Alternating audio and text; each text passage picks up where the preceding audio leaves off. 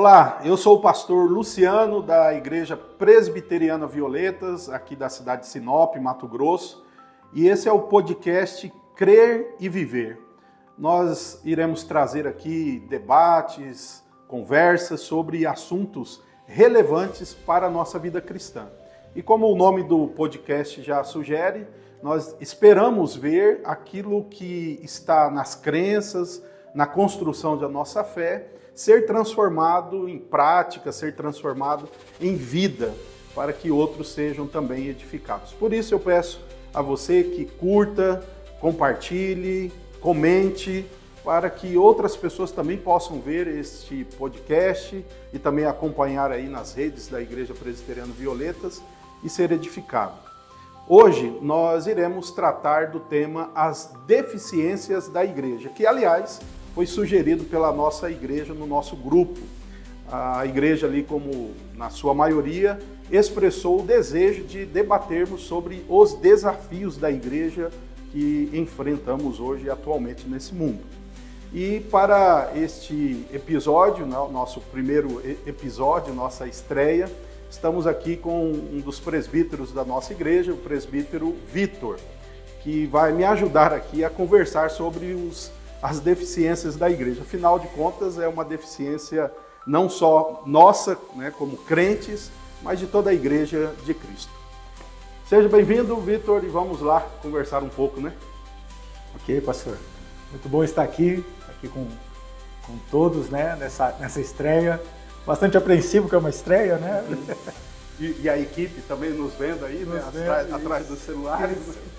Então fica assim, mais tenso, né? Mas tá bom. Ô Vitor, o primeiro ponto que eu quero trazer aqui para as deficiências da igreja é aquele que é o básico, né? De toda a igreja, de todo crente, a oração. Nós, como crentes, oramos pouco. Como igreja, nossas reuniões de oração geralmente são vazias, não tem a quantidade de pessoas que vemos em eventos maiores, enfim. Então, assim, na sua opinião, como crente já há alguns anos, o que causa isso? Porque nós, que sabemos que é um requisito bíblico, é aquilo que vai nos ajudar, por que oramos tão pouco, na sua opinião? Boa pergunta, hein, pastor? E eu acho que não tem uma resposta simples, né? Oração, e o senhor falou até do tempo de igreja, né? Desde de menino a gente acompanha que é um culto não muito visitado, né? Normalmente você vê os cultos de oração mais vazios, aquelas mesmas pessoas, né? ali participando. Bom, eu acho que tem alguns motivos para isso, né? E, bom, primeiro, eu falando aqui da minha história, né? Eu lembro que quando a gente era pequeno, né, a igreja tinha muitos movimentos de oração. Assim, a oração era algo assim. Era uma marca, né? Uma mais marca, natural, né? da igreja. Então, né? assim, se acordava pelas madrugadas, ia-se à igreja cedo, tinha uma frequência de vigílias bastante constante, né? Bastante grande. E assim, era um mundo com menos distrações, né? Era um mundo com menos distrações. E mesmo para mim que era criança, né? Eu gostava daquele momento, né? De assim, havia uma disposição de se colocar num lugar diferente ou acordar num momento diferente, né? Para se dedicar à oração. Hoje, talvez, a gente veja um mundo muito cheio de distrações e necessidade de satisfação imediata. Né? Mas será que nessas correrias aí, nessas várias ocupações que estamos, está faltando tempo? Será que é isso mesmo? A ausência de tempo? Eu lembro aqui que John Piper, ele escreveu algo e isso ficou conhecido no mundo inteiro, né? Na época mais do Facebook, né? Ele escreveu assim que o Facebook Deus vai usar para provar que nós tínhamos tempo para orar e não oramos, né? E isso, Facebook. E hoje temos muito mais no que tange aí a redes sociais, né? Então, será que é falta de tempo mesmo ou nós estamos realmente sendo influenciados pelo mundo que estamos vivendo? Não é falta de tempo, até que, porque o nosso desafio de oração é orar sem cessar. Uhum. Orar sempre. Orar sempre e em todas as circunstâncias. Porque, na realidade, você está o tempo todo em oração, né? Você está no desenrolar do dia, enfrentando orando, situações. Buscando, sim. E você normalmente, né, como cristão, você sempre reporta a Deus aquele momento, aquela preocupação, aquele acontecimento, mesmo lá no trabalho, né? Às vezes estou lá no trabalho, numa situação difícil e você separa aquele tempinho para pedir graça, né? A Deus da orientação Pastor, é o seguinte, oração, na realidade, é um hábito, é uma prática que tem que ser exercitada. Eu entendo que oração, a gente acha... Tá igual o desafio da academia hoje, né? A gente acha que a gente vai ser tomado de um desejo inexplicável, irresistível, poderoso. E vamos querer dobrar o joelho o tempo todo ali, né, para orar. Não, orar é um exercício. E Paulo, ele na realidade leva essa orientação sobre orar constantemente, sem cessar, porque deve ser um exercício, né? Deve ser um exercício na nossa vida. E você acha assim, às vezes me passa na minha cabeça isso. Às vezes os crentes não estão orando tanto quanto deveria, porque não há muita fé e confiança de que Deus vai responder às orações, ou porque ele de fato entende que ele precisa orar por qualquer coisa, né? Porque hoje, o que acontece? Nossa correria é assim, a gente decide as coisas, combina, e depois a gente lembra de orar, né? Parece que o padrão bíblico ele é o contrário, né? Nós vamos colocar diante de Deus. Então, eu tenho essa impressão, porque é uma impressão que me abate. Às vezes nós queremos resolver as coisas porque já não cremos mais. Já não temos. Você mencionou na sua época e parece que era uma época que os crentes de fato estavam acreditando, né? Eu não sei se é uma leitura enganosa minha. Não, faz sentido, porque, pastor, assim, o que eu vejo aqui, não existe uma agenda de oração na nossa vida, né? Assim, eu estou me colocando nisso porque talvez assim, a gente esteja vivendo um momento em que se ore menos do que já foi no passado, né? Então, até as próprias programações da igreja, até todo esse mundo de acontecimentos, né, que é a igreja, que tem vários ministérios, vários departamentos, né? Às vezes há pouca percepção de que é preciso ter um tempo para orar, é preciso ter um tempo para orar. Então... Não está na agenda, né? Parece não que está na agenda. Na verdade, eu acho que é uma necessidade de recuperação de uma cultura que talvez vá se perdendo, né? É claro que a questão de ter vida de oração não é uma opção, né? É uma necessidade. Ter vida de oração é uma necessidade. Inclusive, você falando isso, aqui eu estou até aberto numa passagem bíblica que destaca exatamente isso, né? Em Lucas 18, na parábola do juiz iníquo. Jesus ele diz assim, a partir do primeiro versículo, né? Jesus lhes contou uma parábola para mostrar que deviam orar sempre e nunca desanimar. Então, aqui ele fala do dever da oração, da constância da oração e da perseverança na oração. Ele fala do dever, orar sempre e nunca, né, desanimar. E o que me preocupa nessa passagem é que, mais adiante, quando Jesus termina de contar aí a parábola, né, que a mulher ali constantemente pedia, Jesus termina dizendo assim, digo a vocês, no versículo 8, digo a vocês que depressa lhes fará justiça. Contudo, quando o Filho do Homem vier, será que ainda encontrará fé sobre a terra? Eu acho, Vitor, e aí vamos ver se a gente está certo, né? E eu acho que Jesus está mostrando aqui que no momento que seria a sua volta, os últimos dias, a ausência de fé estaria ligado à ausência de oração. Parece que é isso. E está difícil de negar essa realidade atual, né? Da ausência de oração na igreja e nos crentes. Né? Mas, enfim, continua, né, aquilo que você gostaria de colocar. Assim, o senhor citou esse texto e, assim, olhando para Jesus, né? Oração era uma prática na vida de Jesus, né? E era algo que acontecia paralelo ao seu ministério. Eu acho interessante que os evangelhos vai deixando evidente toda hora que Jesus se retirava para orar, né? E aí a gente está falando do próprio Deus dando exemplo, né? De verdade. Então isso nos deixa numa situação mais constrangedora. E por quê? Porque na verdade Jesus ele é o padrão e ele mostra que assim Jesus cumpria seu ministério e era um ministério com muitos afazeres, né? E dentro de todo o tempo do seu ministério, todos os afazeres do seu ministério, era essencial que houvesse momento em que ele orava. Então, ou seja, por mais ocupado que ele estava, e isso é uma verdade em qualquer situação, aquilo que para nós é necessidade, é de extrema importância, nós vamos encontrar tempo, mesmo que estejamos muito ocupados, né? E aí você citou, eu já lembrei aqui de Lucas também, né? Inclusive alguns dizem que o evangelho que mais destaca a vida de oração de Jesus é o Lucas, né?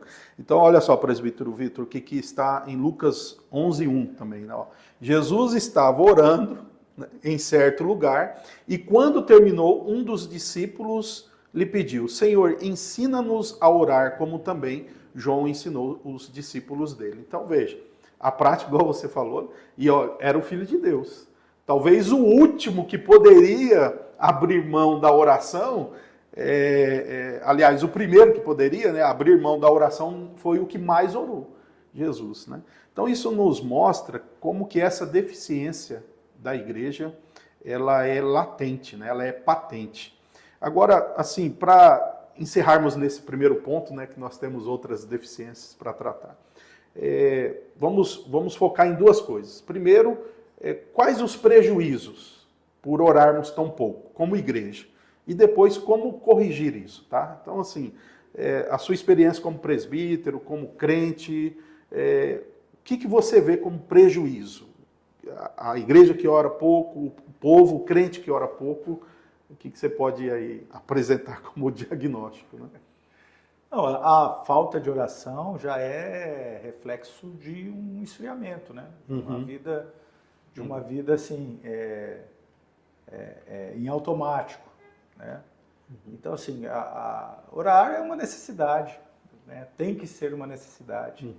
E a pouca oração, ela é reflexo justamente de uma vida que está deficiente no relacionamento. Ou seja, você já está colocando que antes de qualquer prejuízo, né, pela ausência de oração, a ausência de oração já é algo que algo que não está bom, né? É um sinal que está falhando ali, né? Que está falhando. E acho interessante que assim, existe, mas isso é meio que da humanidade, né? Você vê a recorrência disso até na história do homem, né? O homem, ele começa a se sentir autossuficiente, né? Começa a se distanciar do seu relacionamento com Deus, aí ele é assolado pelas tristezas ou pelas provações ou pelos desafios da vida, né?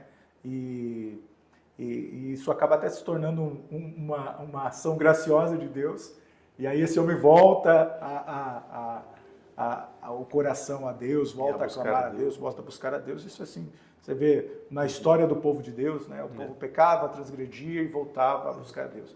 E nas nossas vidas é assim também, né? Se você pensar, quando a coisa aperta, quando nos sentimos afligidos, né?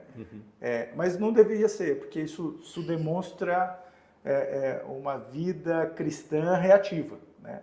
Ou seja, eu só tenho... Reativa. Eu só reajo. Eu só reajo diante das provocações, dos problemas. Das provocações. Então, existe, mas isso também demonstra que até as provações são um ponto da graça de Deus, né? Porque às vezes nós, sem elas, nos perderíamos em nós mesmos, nas nossas ocupações, nos nossos interesses, enfim. O J.C. Riley, ele tem um sermão que virou um livretinho sobre oração, né? Aí ele comenta lá que sem oração é impossível até ser salvo, né? Aí a gente até se preocupa com uma afirmação dessa, mas o que ele demonstra?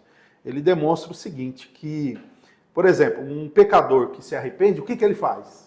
Ele fala, né? Ele está orando, né? O pedido de perdão, de misericórdia. Então ele demonstra que a oração é fundamental, né?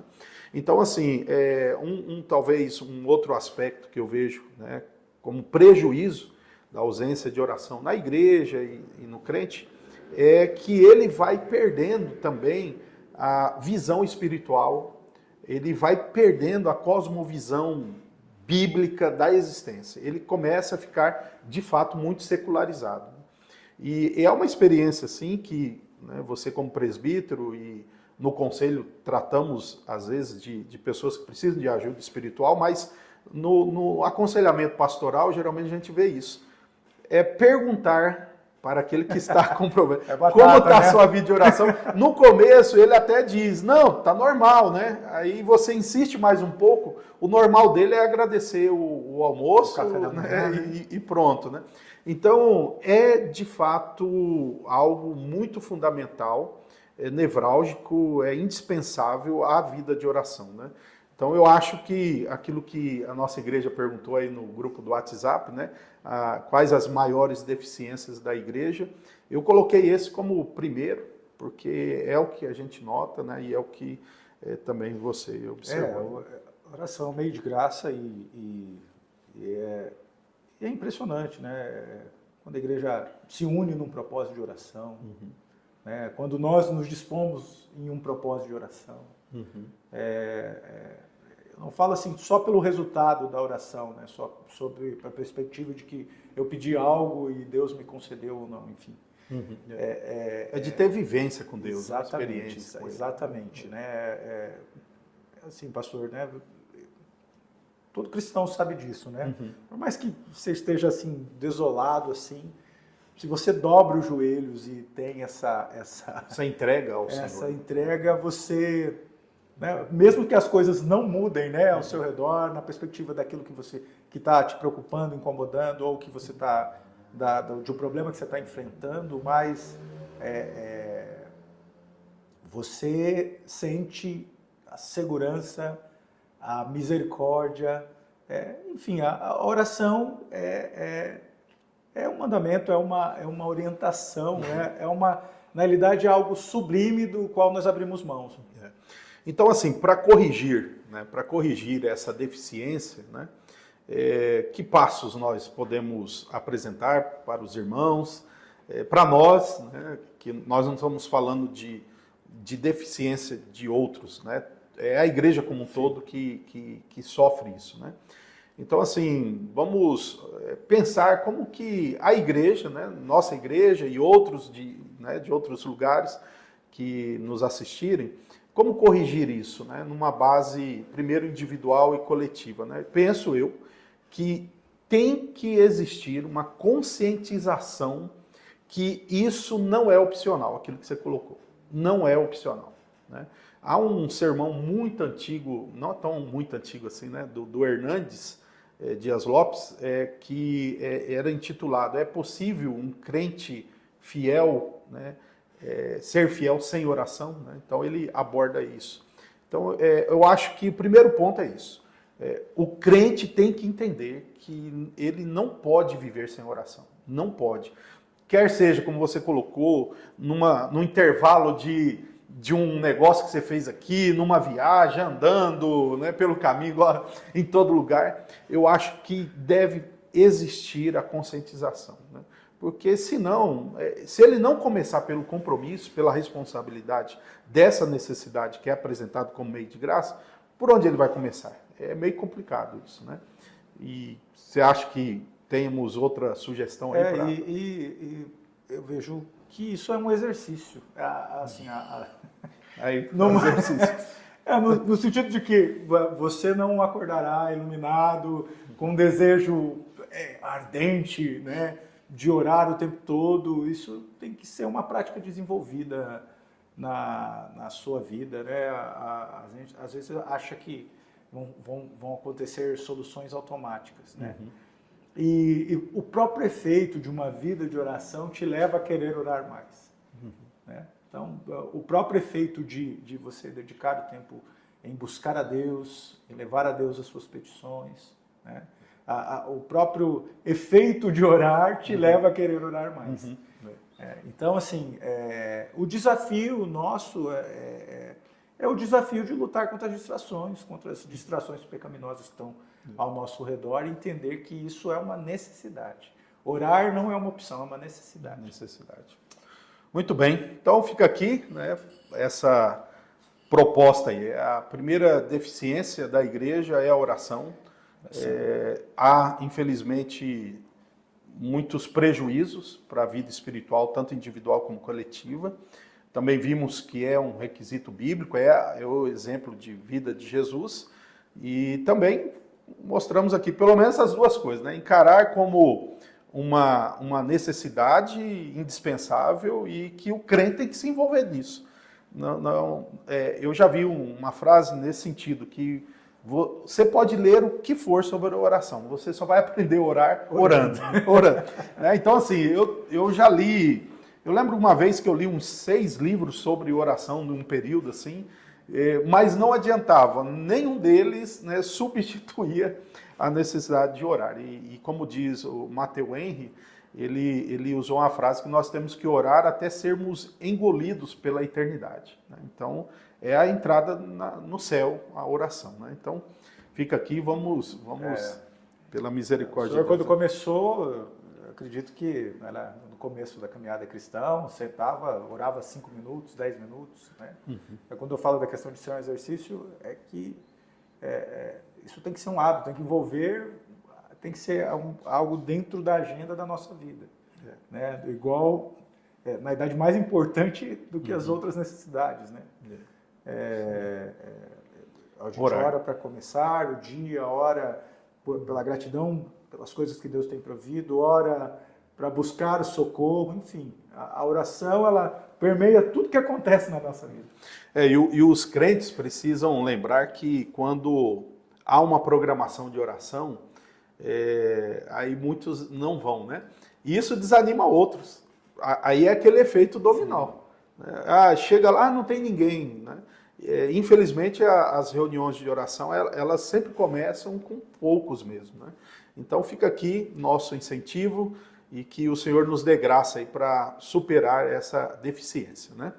Nós agora vamos para mais um dos pontos aí que quero trazer, né? Sim. E aí é o seguinte, gente, o presbítero Vitor, ele está sendo pego de surpresa, ele sabe que seria sobre as deficiências da igreja, mas a apresentação foi de última hora, né? Então, ele está aqui também trabalhando a partir de sua experiência para transmitir aquilo que ele sente sobre o assunto, né? Bom, a segunda deficiência que eu vejo, né, é a falta de conhecimento, tanto bíblico como teológico. A ausência de doutrina, a ausência de Bíblia.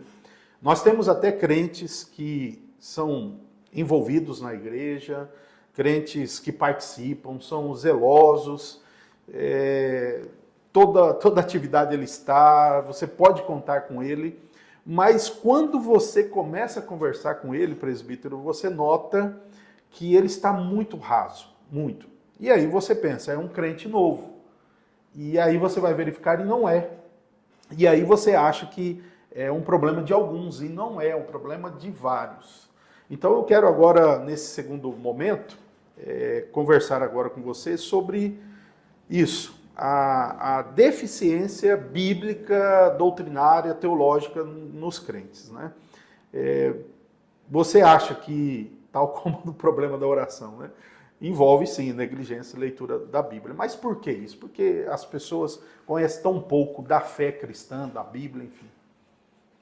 Então, pastor, eu acho que, na verdade, tem vários cenários, né? Assim, de maneira geral, você vê assim, que tem pessoas que têm atitudes piedosas, que são irmãos dedicados, né? E que andam ao largo dessa preocupação de se aprofundar no conhecimento bíblico, enfim. Assim, a gente vive um momento assim de muita superficialidade em tudo, né? Em tudo, né? Assim, você tem tudo muito mastigado, tudo muito à mão.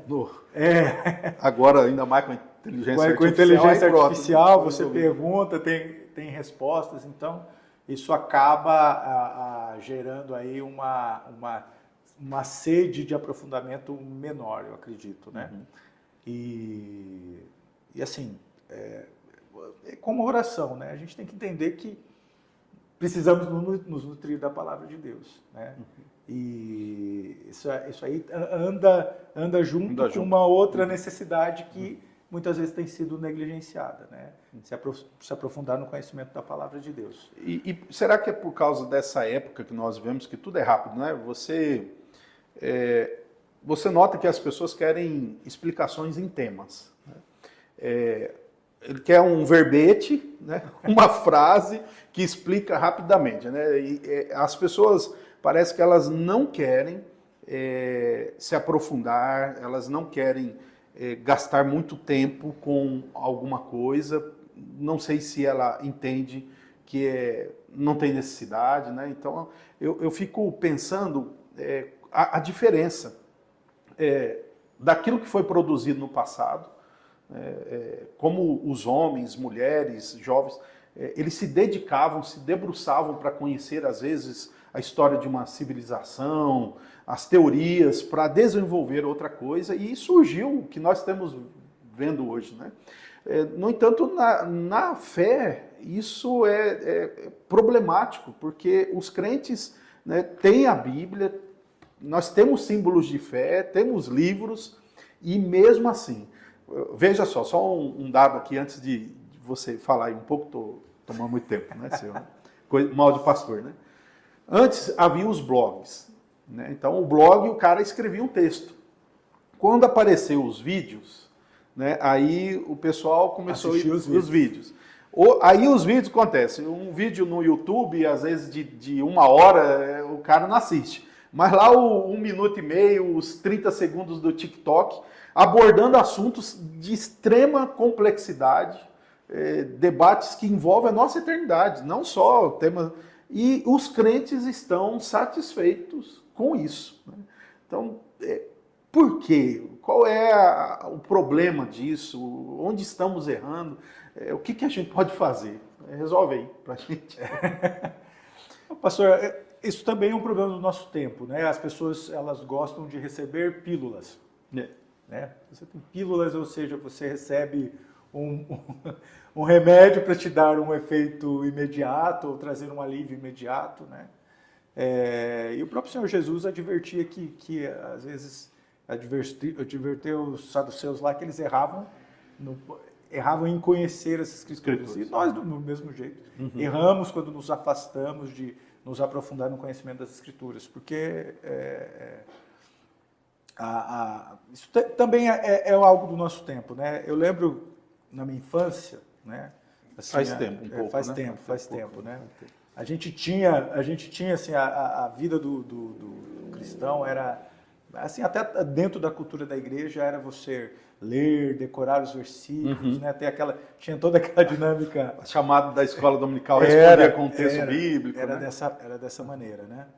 Então, assim, a gente vive um tempo de falta de profundidade em todas as coisas, em todas, e isso está atingindo a igreja também. Isso também. Só que isso, assim, uma demonstração que é necessária é que aqui a gente está falando das razões da nossa fé. A gente está falando do fundamento daquilo que a gente crê, né? Então, é importante que o crente ele se preocupe, né? É claro que nem todos vão ser teólogos, eu vou não se aprofundar, é esse o objetivo, não é esse o né? objetivo, é ele entender qual que é a base da sua fé, né?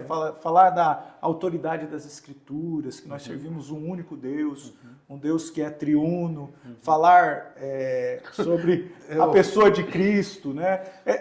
Ter elementos de defesa contra aquilo que afronta a fé, né? Afronta, enfraquece, duvida, né? Exatamente. Tem um salmo aqui, no Salmo 119, que é o salmo que exalta a necessidade da palavra, né? Então ele diz assim, a partir de 97, né? Quanto amo a tua lei, é a minha meditação todo dia. O teu mandamento me torna mais sábio do que os meus inimigos, porque eu o tenho sempre comigo. Compreendo mais do que os meus mestres, porque medito nos teus testemunhos. Sou mais entendido do que os idosos, porque guardo os teus preceitos. De todo mau caminho desvio os meus pés, por observar a tua palavra. Não me afasto dos teus juízos, pois tu me ensinas. Quão doces são as tuas palavras ao meu paladar, mais que o mel à minha boca. Por meio dos teus preceitos consigo o entendimento, por isso detesto todo o caminho da falsidade. Né? Então vê a apreciação pela palavra de Deus que ele demonstra aqui e os resultados, né? Ele é mais, ele consegue resistir os inimigos, ele é mais sábio do que os mestres, ele é mais entendido do que os idosos. Então veja, a palavra habilita, mas ainda, o presbítero Vitor, ainda nós vemos ausência, né? Por mais que haja um esforço da igreja, né? Nós aqui na nossa igreja temos o estudo nos grupos do livro de Isaías, temos a leitura corrente dos Salmos nas liturgias. 4 salas na escola dominical. 4 salas que estamos estudando símbolos de fé e tal. Só que se você avaliar isso que é oferecido, é pouco, né? Pelo tempo, a semana, os dias, os desafios, né?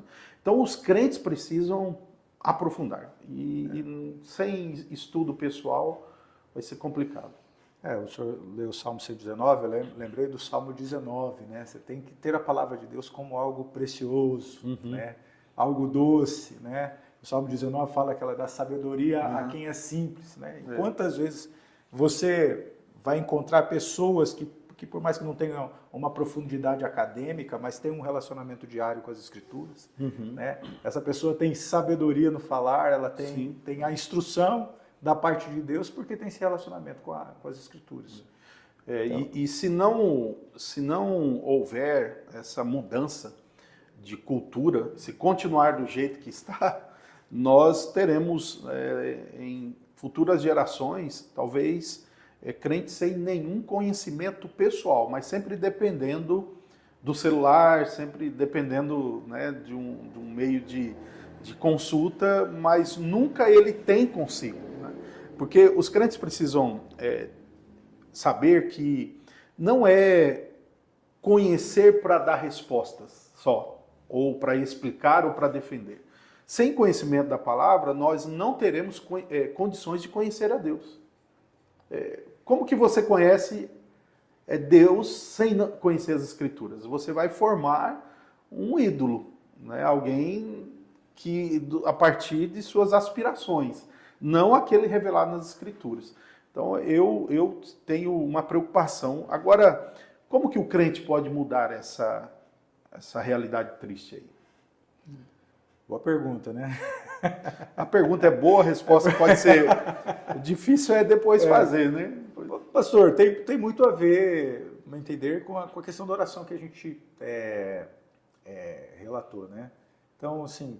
Poxa, as Escrituras, o senhor falou, né, não há como conhecer a Deus, né? O Deus se revela, né, por intermédio das Escrituras. Ele fala, né, o que sabemos sobre Ele, o que sabemos sobre a salvação, o que sabemos sobre a pessoa de Cristo, o que sabemos sobre a nossa condição, enfim, tudo sobre tudo, né, que se pode conhecer, que se está revelado, é compreensível a partir das Escrituras, né? Então, Jesus também admoestou os saduceus, quando foram inquiridos lá sobre o casamento, Aham. né, porque eles erravam, né, não conhecendo o poder de Deus e nem as Escrituras. Então, assim, nós erramos, nós falhamos, nós somos negligentes, porque nos afastamos desses dois aspectos fundamentais da vida cristã, né, que é a oração e a leitura da palavra. A leitura da palavra. Eu acho que a questão não é criar um mundo de teólogos na igreja. Uhum. Se isso acontecer, é maravilhoso, isso é uma bênção. Ou vai ter muito debate também. Muito debate, né? Mas melhor do que mas ter... é o apreço pela prática diária de leitura e meditação nas Escrituras. Né?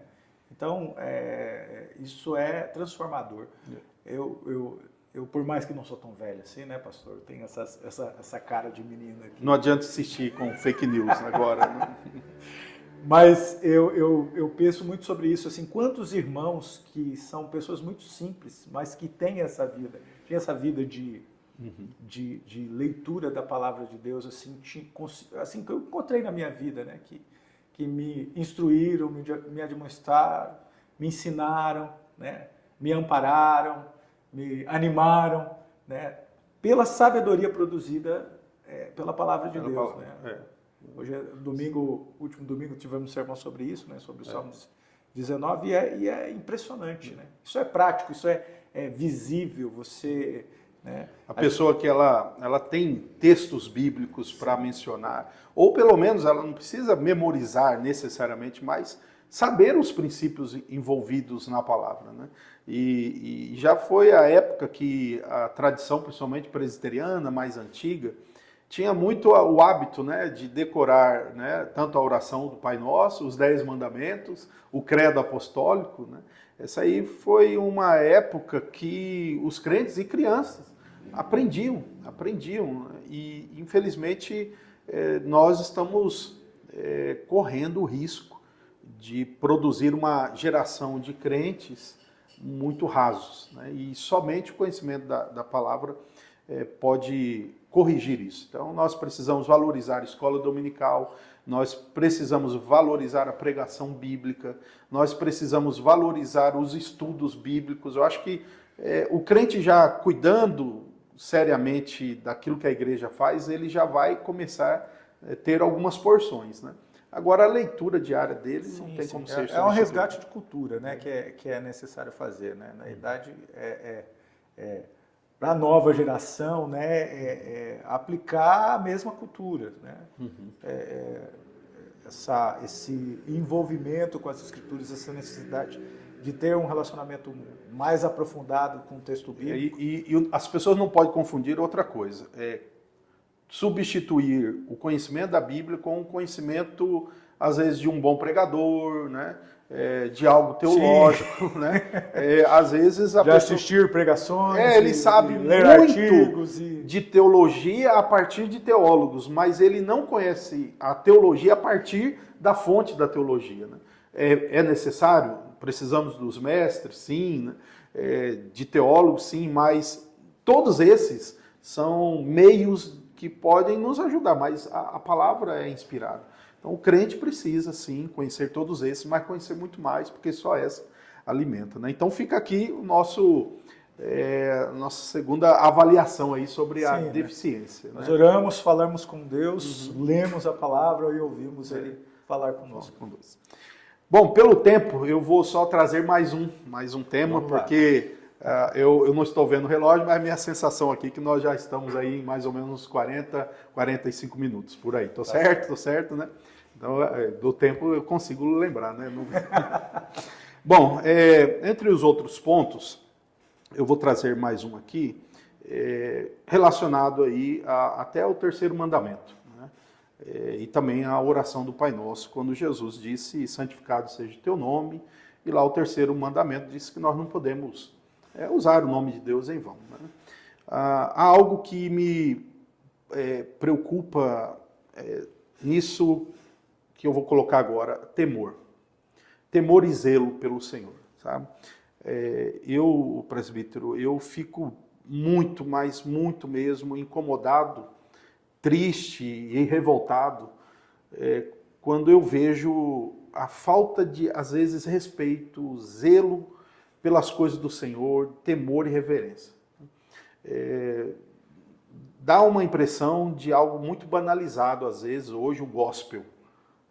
Tanto que, por causa disso, por essa falta de reverência, a gente tem visto as piores bizarrices, digamos, evangélicas por aí. Então, assim, temor, o que você entende por temor e reverência? Né? O que você acha que isso pode mudar na vida de um crente? Pegando de última hora, viu? Peguei ele de última hora aqui, viu? Mas, pastor, isso é muito, muito visível, né? Assim, a gente vive... Eu fui crente na década de 90 e, assim, eu estava acostumado, eu cresci acostumado a ser, às vezes, uma minoria, né? Uhum. E isso mudou com o tempo, né? Saiu o censo novo, né? Os evangélicos hoje já são quase 30% da população, houve um crescimento histórico, desacelerou um pouco na última década, mas continua crescendo, né?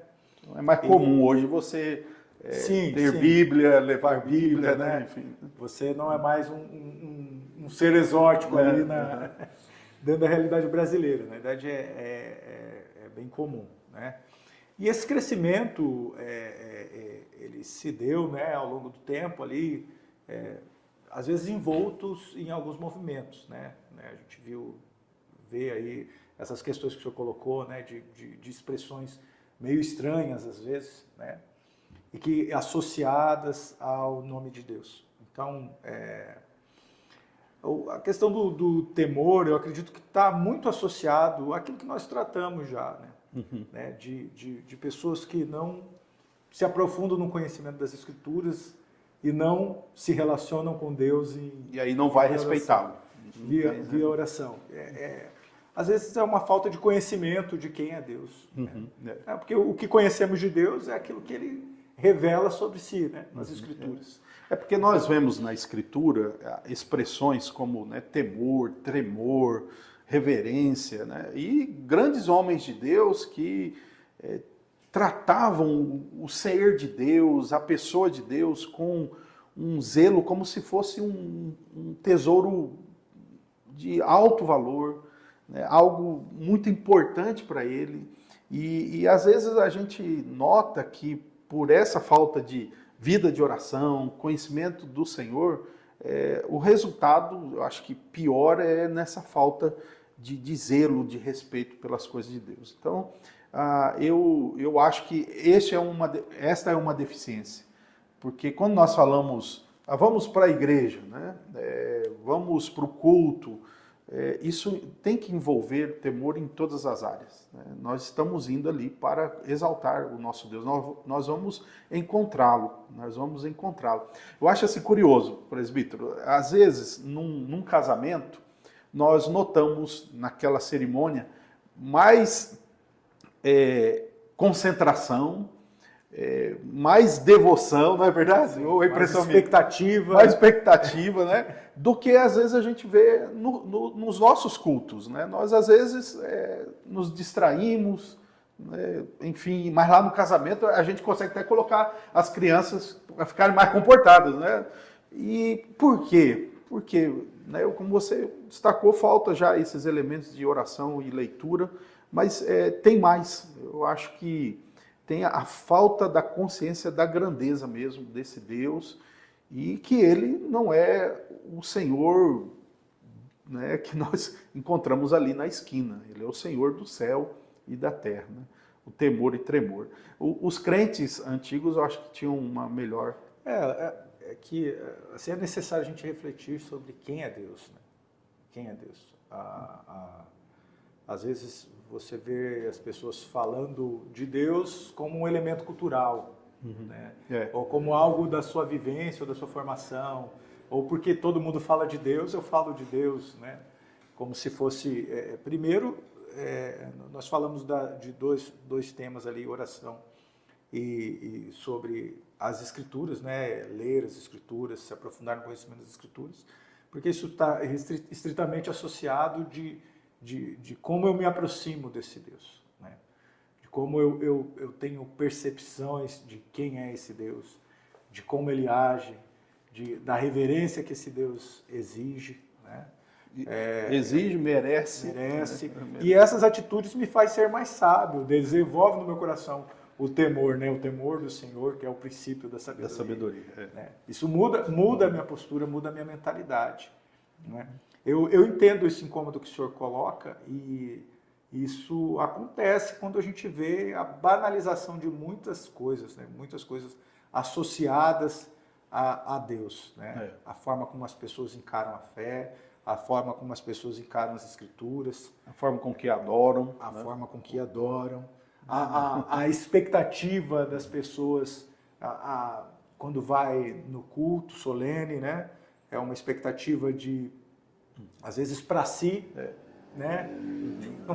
Não é assim, nenhum problema desejar ir para o culto, né, para ser edificado, né? Que o Senhor abençoar a sua vida e tal. Mas a forma com que ela se coloca ali, né? Esse encontro com Deus, né? Porque, na realidade, que essa forma correta, né, ela acaba surtindo efeito nas nossas vidas. Né? Quando nos aproximamos de Deus, quando buscamos a Deus, como buscamos conhecê-lo mais, quando queremos aprofundar um relacionamento com eles, os resultados, na verdade, são benéficos para nós mesmos. Sempre. Porque ele não precisa... nós não acrescentamos nada. Exato, né? Exato. Então, isso aí até é interessante as pessoas terem essa consciência. Né? O temor a Deus fará com que eu receba mais dele. Né? Porque Deus não vai se derramar em pessoas que o desonram. Então, certamente, o temor vai trazer isso que eu vou ler aqui em Apocalipse. Tem um cântico, né? O cântico de Moisés e do Cordeiro, que expressa bem como a ideia de um temor e de um tremor profundo faz grande diferença. Né? Então, assim, no momento de adorar, no momento de orar, no momento de buscar a Deus, isso faz uma diferença. Né? E aqui, ó, Apocalipse 15, a partir do 3, diz assim, ó, e entoavam o cântico de Moisés, servo de Deus, e o cântico do Cordeiro, dizendo, grandes e admiráveis são as tuas obras, Senhor Deus, Todo-Poderoso, justos e verdadeiros são os teus caminhos, ó Rei das nações. Aí pergunta, quem não temerá e não glorificará o teu nome, ó Senhor? Pois tu és santo, por isso todas as nações virão e se prostrarão diante de ti, porque os teus atos de justiça se fizeram manifestos. Olha, isso que eu fico pensando, sabe? Você sabe disso, eu fico sempre lembrando na igreja da necessidade da igreja estar toda ela sintonizada com esse tipo de reverência. Você imagina uma igreja que tem lá 50 pessoas, 100 pessoas, não importa o número, mas importa que todos estejam alinhados com esse tipo de reverência, de intenção, de comunhão. Que culto, né, nós podemos... Aí vamos lembrar de Atos 2, quando a Bíblia diz que todos estavam ali unidos em oração, buscando o Senhor, né? Acho isso, né? Acho isso. Não sei se eu estou criando expectativas. Não, mas é exatamente isso, pastor. Essa disposição, ela é necessária, né? Quando cultuamos, quando para a vida, né? Na realidade, isso é um limitador do mal até na nossa vida, né? Quantas vezes você...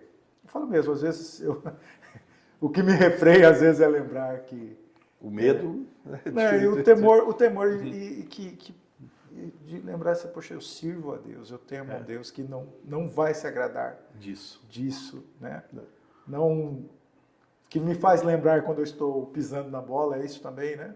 Poxa, essas minhas atitudes não estão agradando a Deus. É a Ele que eu estou desonrando. É Ele que eu estou desonrando, exatamente. Ok, meu irmão, eu acho que nós estamos chegando no fim desse primeiro episódio aqui do nosso podcast, né? Nós tratamos aqui só de três deficiências, né? Nós iríamos falar de mais temas, mas eu acredito que esses aqui, para o primeiro, está bom. Repito aqui, eu peço a você novamente que se inscreva no canal, curta, compartilhe, para que outros venham também serem abençoados, né? A nossa intenção nesse podcast, como disse o presbítero Vitor sobre o conhecimento da Bíblia, não é necessariamente formar acadêmicos, né? Embora a teologia será sempre importante, mas levar as pessoas a entender que elas devem crer e viver, né? Então vou passar aqui também a palavra para o presbítero Vitor para suas últimas considerações. Por favor, meu irmão. Ok. Bom, obrigado a todos. Obrigado, pastor, pelo convite, né? Fiquei lisonjeado aí e também um pouco temeroso pela responsabilidade. Última hora. Né? A equipe aí toda ali vendo, né? A gente. Sim. Mas é sempre muito bom, muito prazeroso, né? Nós falarmos das coisas concernentes ao Senhor, da sua igreja, da igreja do Senhor. E isso é muito gratificante sempre, né? E é isso. Muito agradecido por estar aqui com você e que todos aí assistam, compartilhem, comentem, né? E que os próximos episódios sejam uma bênção. Amém. Deus abençoe a sua vida e lembrando, se você não conhece a nossa igreja, eu convido, entre nas redes sociais, Igreja Presbiteriana Violetas, ali tem os horários das nossas programações, se quiser mandar uma mensagem também, iremos responder. Deus abençoe sua vida em Cristo Jesus.